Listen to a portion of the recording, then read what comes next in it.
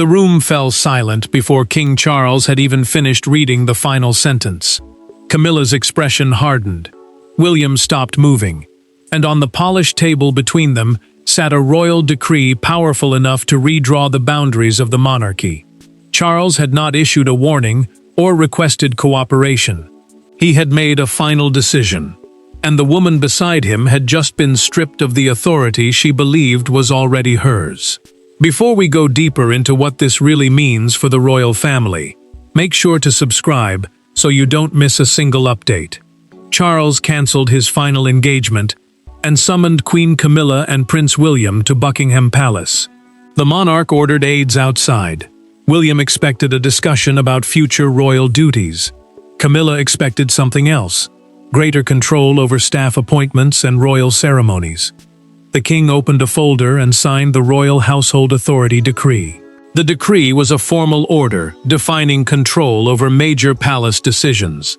With one signature, he removed her power to approve senior appointments, change ceremonial plans, influence succession preparations, or issue instructions involving William, Catherine, George, Charlotte, and Louis. Camilla stared at him as the meaning settled. The Queen had spent years building influence through private conversations, trusted officials, and careful decisions. Now that structure had been broken in seconds. Charles placed his pen beside the document and said, "From this moment forward, no decision involving the direct line of succession will pass through your office." The direct line of succession meant the immediate family members expected to inherit the crown. William felt something inside him shift. He had waited years for his father to draw a firm boundary, yet the force of the decision stunned him. The future king could not tell whether this was protection, punishment, or the beginning of a larger transfer of power. Camilla gripped the arm of her chair. She did not argue or ask for mercy. Her silence carried deep humiliation, anger, and fear. Then she noticed a sealed second page beneath the signed decree. Charles covered it with his hand. The king revealed that the order had been triggered by a direct breach of royal boundaries. He offered no name and no explanation. William understood that this was not an administrative correction. Someone had crossed a line, and his father believed the betrayal had come from inside the family. Camilla pushed back her chair, but Charles told her to remain seated. The most serious part of the meeting, he said, had not yet begun. The decree had taken away her power, but the silence that followed suggested he was about to expose exactly why he no longer trusted her with it. For Charles, the decree was an act of control. For Camilla, it was a personal betrayal.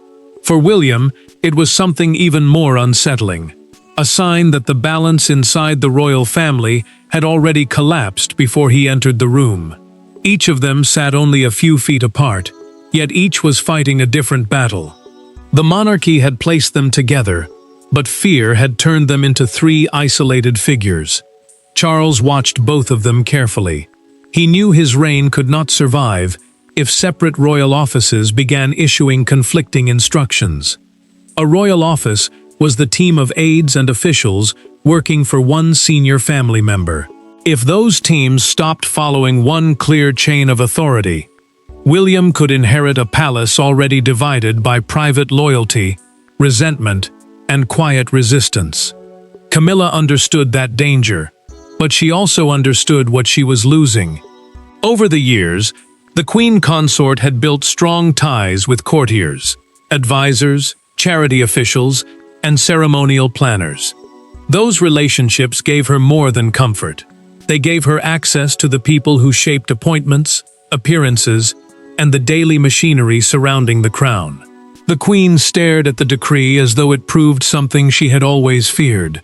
Charles had relied on her loyalty when he needed support, patience, and protection. Now, in her eyes, the king had discarded that loyalty the moment it became inconvenient. Her place beside him suddenly felt conditional. William felt no satisfaction.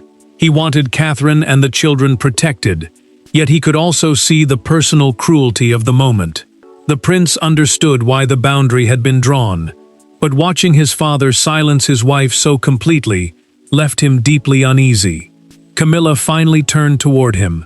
"Did you ask for this?" William met her eyes. "I knew nothing about it," Charles answered before she could react. "He did not request it. This decision is mine." The words landed harder than accusation. Camilla could no longer blame the future king or claim that he had forced his father's hand. The person who had removed her authority was the husband sitting directly across from her. Camilla admitted that she had spoken with senior staff about the future structure of the household. She insisted that those conversations were meant to prevent confusion. Yet her careful wording disturbed William. She spoke about coordination, not permission. She described influence, not limits. Charles opened the sealed record beside him. He revealed that instructions carrying her private authorization had reached offices responsible for Catherine's engagements and George's ceremonial role. When the young heir's name was spoken, her expression changed. William remembered George asking why one of his appearances had suddenly been reconsidered. At the time, the father had blamed poor planning. Now his shock hardened into anger. The confusion may not have come from distant officials at all. It may have begun inside the family. Charles opened a red folder filled with copied instructions and handwritten notes. Then the king looked directly at Camilla and said one name appeared repeatedly in the margins. Before he revealed it, however, the family would have to confront the private history that had turned minor interference into an unforgivable challenge. The decree did not begin with a legal document. It began 3 weeks earlier, during a ceremony that should have displayed unity. Beneath the formal greetings and controlled smiles, one instruction changed without William's consent. One child was quietly removed from a central role, and one royal office assumed power it had never been granted. Everyone moved forward that day. But Charles never forgot what he had witnessed. Tension had been building for months. Camilla's household kept becoming involved in events connected to William and Catherine, often through changes described as harmless adjustments. Yet those decisions repeatedly reduced the Wales family's visibility, weakened their control, and blurred the line between support and interference. Charles dismissed the disputes at first. The king wanted peace between his wife and his heir, and he treated the growing complaints as poor communication. That choice mattered, because every ignored warning gave private influence more room to become normal. The breaking point came during the Royal Commonwealth Youth Ceremony at Windsor. The ceremony was a formal royal event celebrating young people from Commonwealth nations. An approved procession placed Prince George beside William, giving the young heir a clear role alongside his father. Camilla changed it. The Queen Consort ordered George moved behind senior adult royals, without William's approval. Minutes before the ceremony, the prince found his son standing alone beside a side entrance, holding the printed program. George looked up and asked, "Did I do something wrong?" William felt his anger rise, but he refused to let the child carry it. The future king told him he had done nothing wrong and promised the change was not his fault. Only after George walked away did the father confront a nearby aide. The official hesitated before admitting the instruction had come directly from the Queen's office. William demanded to know who authorized it. The aide repeated that Camilla had approved the change personally. Charles confronted his wife after the ceremony. Camilla told him George's original place made the event appear too focused on succession. Succession meant the order in which royal family members would inherit the crown. The monarch listened, but one detail disturbed him deeply. She defended the decision without once asking how the boy had felt. The damage did not end there. Later that evening, Charles received a documented briefing showing that Catherine's remarks had been shortened, and 2 guests selected by William had been moved without consultation. All 3 decisions came through the same private channel. The king then found a handwritten note attached to the revised procession order. The future must not overshadow the present reign. Charles recognized the sentence. Camilla had used those exact words during a recorded private conversation weeks earlier. Alone, the monarch reread the note, folded it once, and placed it inside his jacket. George's confusion had exposed the human cost of palace ambition. Sadness became resolve. Charles ordered a discreet 6-month review of every instruction issued through Camilla's household. The Windsor incident gave him a reason to investigate, but the documents inside the red folder would give him a reason to confront his wife face to face. Camilla had remained silent while Charles read the decree, but silence was not surrender. The moment the red folder opened, restraint vanished. Years of loyalty, resentment, sacrifice, and ambition collided across one table. William was no longer witnessing a constitutional decision. He was watching a marriage break open under the weight of the crown, and hearing accusations neither side could ever take back. Charles spread the disputed correspondence across the table. The papers included altered procession orders, revised guest lists, staff recommendations, and instructions affecting Catherine's public duties. A royal household recommendation was an internal proposal about appointments, roles, or official planning. These documents mattered because they showed a pattern, not one isolated mistake. Camilla leaned forward and refused to accept the accusation quietly. The queen consort insisted her office had stepped in because the palace was becoming disorganized. She claimed William's team was acting as though the next reign had already begun, weakening Charles while he was still king. Charles pushed the Windsor procession order toward her. "Did you remove George?" Camilla looked at the page and answered, "I corrected the balance." William stood immediately. "He is a child, not a balance to be corrected." The words cut through the room. The prince fought to control his anger, but the memory of George standing alone destroyed whatever restraint remained. He told her that Catherine had repeatedly stayed silent to protect Charles from family conflict. That silence, he said, had been mistaken for weakness. Camilla turned on him. The queen accused William of treating her like an outsider who could be tolerated but never trusted. Her voice shook as she claimed the Wales household had spent years waiting for her influence to disappear. Charles opened another section of the folder. He revealed through the documented review that Camilla's office had prepared a proposal limiting Catherine's future control over patronages and ceremonial planning. Patronages were charities and public organizations formally supported by a royal figure. William had never seen the proposal. The prince stared at his father, then at Camilla. This was no longer about George's place in one ceremony. Someone had been planning to weaken Catherine's future authority before that future had even arrived. Charles then disclosed the name written repeatedly in the margins, one of Camilla's most trusted private advisors. According to recorded staff instructions, that advisor had directed officials to create a separate chain of command around the queen. Camilla reached for the papers, but Charles placed his hand over the folder. The gesture devastated her. Her husband now treated the evidence as something that had to be protected from her. The king declared that the decree was permanent. He also ordered the advisor removed from palace duties before sunset. Camilla slowly pulled her hand back. Then she delivered one final warning. Removing a single advisor, she said, would not erase the number of people who had supported the plan. William felt the danger deepen. The argument had exposed her actions, but the real threat was the hidden network that had allowed her authority to grow unchecked. Royal power rarely announces itself with raised voices. It moves through calendars, signatures, seating plans, private calls, and instructions delivered by people whose names never reach the public. Camilla had not seized control in one dramatic act. Her influence had grown through dozens of small permissions no one thought important enough to challenge.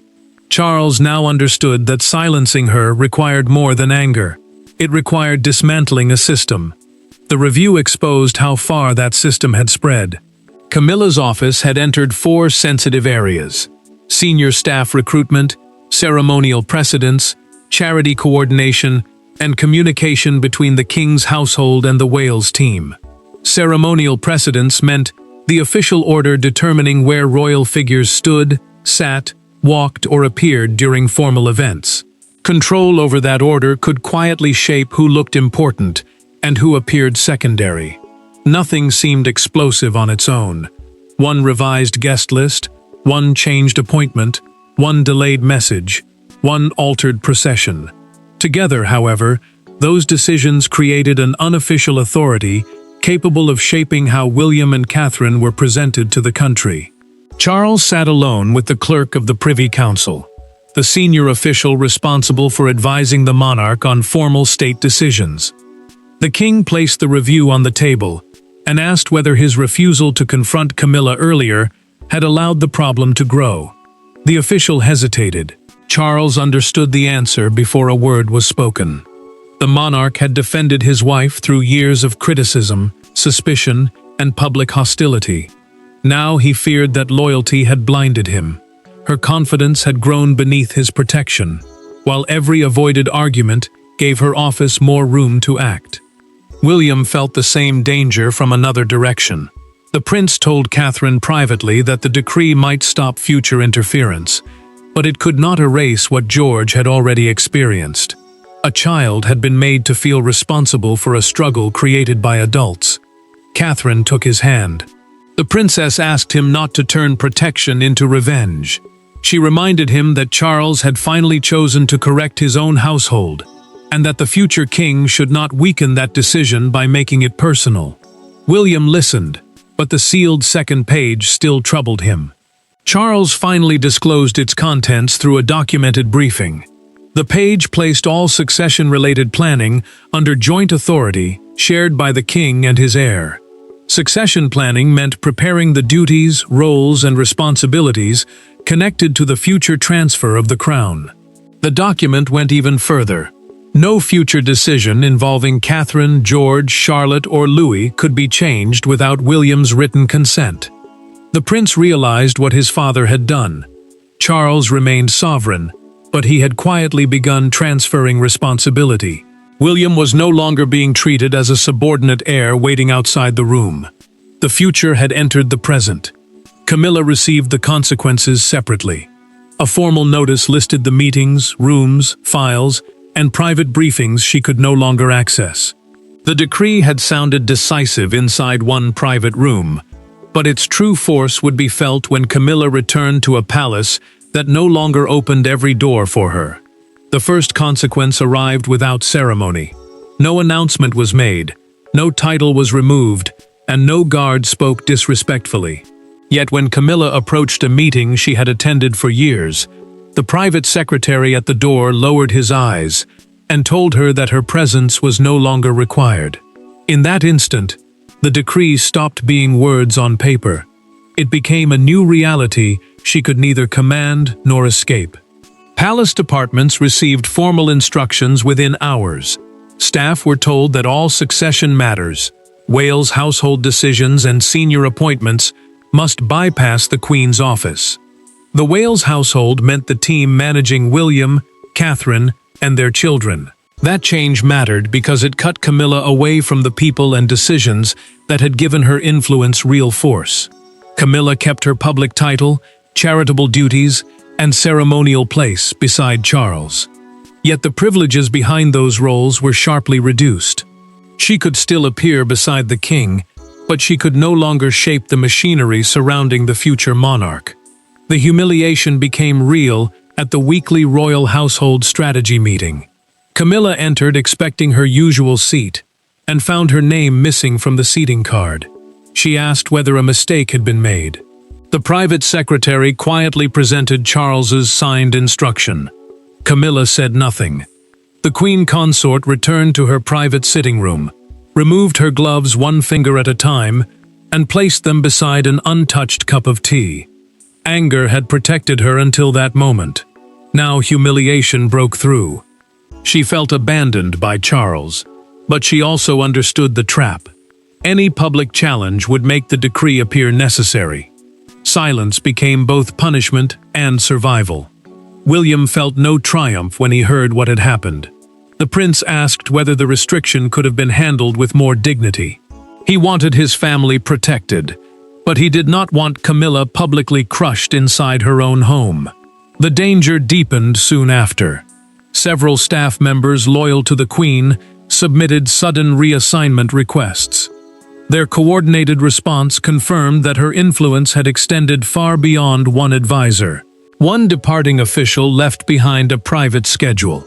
The documented account listed a planned gathering between Camilla and ceremonial advisors to discuss the next 5 years of royal presentation. Royal presentation meant the way senior family members would be placed, promoted, and shown during major events. Charles read the schedule late that night. The king closed his eyes as the truth settled. His decree had arrived only days before Camilla's unofficial structure might have become permanent. William then made a decision of his own. He asked to meet her alone, without Charles, secretaries, or advisors. The palace had enforced the king's order, but the emotional future of the family would depend on what William and Camilla said when there was no decree left to hide behind. There were no officials in the room, no folders on the table, and no sovereign present to control the conversation. William entered knowing Camilla might blame him for everything. She waited, believing he had come to celebrate her defeat. Instead, the prince closed the door, remained standing, and said the one thing she had not expected. "I did not want it to end like this." For the first time, neither spoke through the institution. William had requested the meeting because the decree had settled the struggle over power, but deepened the fracture inside the family. The prince wanted Catherine and the children protected, yet he did not want Charles's household turned into a permanent battlefield. Camilla had agreed for one reason. The queen consort needed to know whether William had secretly pushed the king toward the decision. Her future relationship with the heir depended on the truth. She looked directly at him. "Did you ask him to silence me?" William answered without hesitation. "No, but I would have asked him to protect my children." The words hurt, but they also removed the last excuse between them. Camilla admitted during their private conversation that she had feared the growing attention around William, Catherine, and George was erasing Charles before his reign had found stability. She claimed she had acted to defend her husband, not to injure a child. William kept his anger controlled. The future king told her that protecting Charles did not require humiliating George or weakening Catherine. His voice broke when he remembered finding his son alone at Windsor, holding the program and believing he had done something wrong. Camilla finally stopped defending the decision as protocol. Protocol meant the formal rules controlling royal appearances and conduct.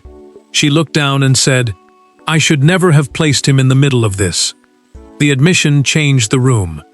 William acknowledged that he had underestimated how deeply she feared losing relevance. He understood the fear, but he did not excuse the actions. Camilla understood that distinction.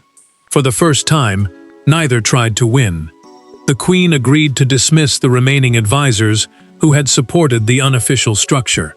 She also promised not to challenge the decree.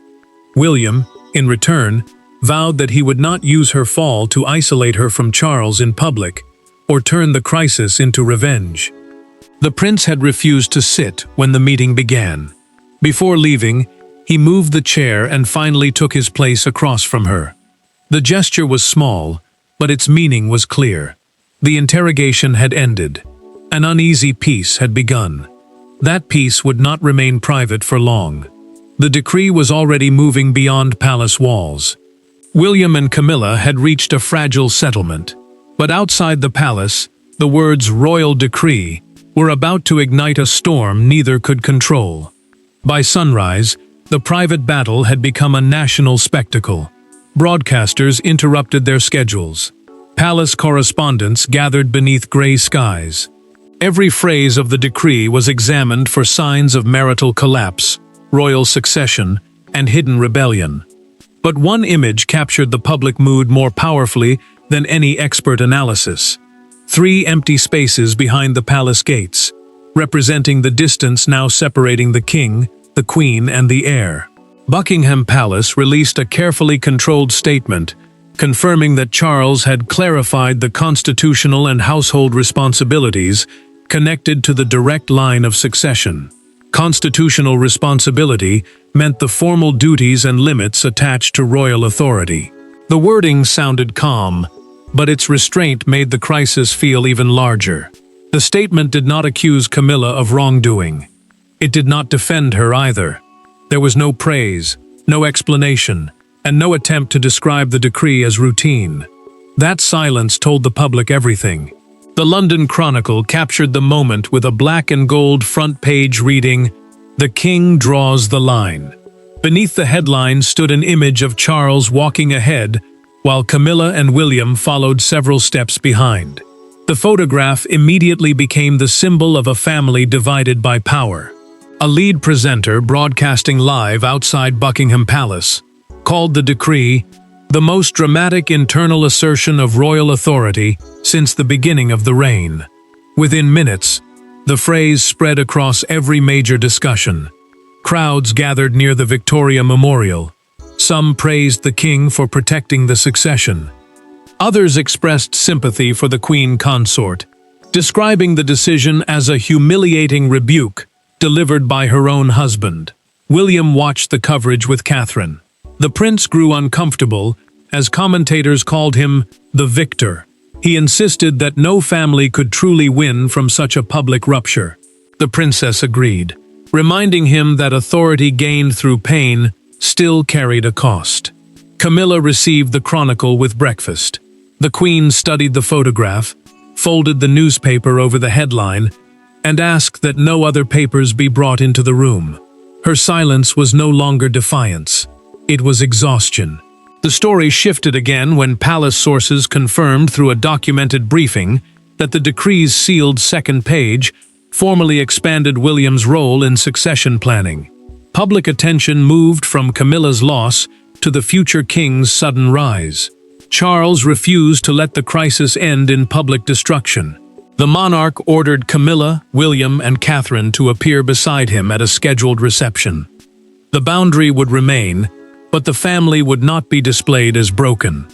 One brief exchange at that reception would reveal whether the decree had ended the royal partnership or forced it into a more honest form. The world had declared winners and losers, but the final meaning of the decree would be decided between the husband who signed it and the wife who survived it. The decree did not end a marriage, remove a queen, or crown a new king. Its meaning was more personal and more permanent. Charles had chosen the future of the monarchy over the comfort of avoiding conflict. Camilla had been forced to confront the limits of her position.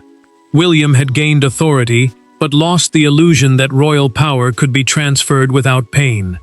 By the final evening, each understood what the crown had demanded from them. Charles entered the palace reception beside Camilla, while William and Catherine followed. The arrangement preserved continuity, without pretending the crisis had vanished. A palace reception was a formal gathering where senior royals met guests, officials, and representatives. Their appearance together mattered because it showed unity without erasing the boundary the king had imposed. Charles paused before they entered. The monarch looked at his wife and quietly asked, "Are you ready?" Camilla answered, "I understand the terms." The king offered his arm, and she accepted it. Charles did not withdraw the decree. He did not apologize for protecting the succession. Yet, in a private recorded conversation with William later that evening, the monarch admitted he should have confronted the problem sooner. By avoiding conflict, he had allowed resentment to become policy, and private influence to become a threat. Camilla accepted a harder truth. Standing beside the sovereign did not give her control over the next generation. Her authority had been reduced, but her marriage and public role survived because she finally stopped fighting for powers that had never truly belonged to her. William felt no victory. The prince understood that his father had not rewarded him. Charles had placed a burden on him. The future king would now help carry succession planning, the formal preparation for the transfer of the crown, with discipline and restraint. Camilla then sent George a handwritten apology for the Windsor ceremony. The Queen did not ask for forgiveness or defend her decision. She simply admitted that placing him inside an adult struggle had been wrong. George later told William He was glad she had admitted it. The boy's answer did not erase the hurt, but it gave the family something power could not provide, a first step toward healing. The palace changed as well. Camilla's unofficial chain of command was dismantled. Her advisors were removed or reassigned. The Wales household regained full control over its duties, and Charles began sharing the most serious future decisions with William. The sealed second page had never been about weakening the Queen alone. It was the king's formal acknowledgement that the monarchy had entered a transitional era. Charles preserved his marriage, protected his heir, and restored one clear line of authority. Camilla kept her place, but lost the power to interfere. William emerged stronger, sobered, and fully aware that the future had already begun. There was no further battle to fight. The decree stood, the boundaries were accepted, and the monarchy moved forward, changed, wounded, but finally united beneath one clear line of command. Thanks for watching. Please don't forget to like and subscribe, and we will see you in next one.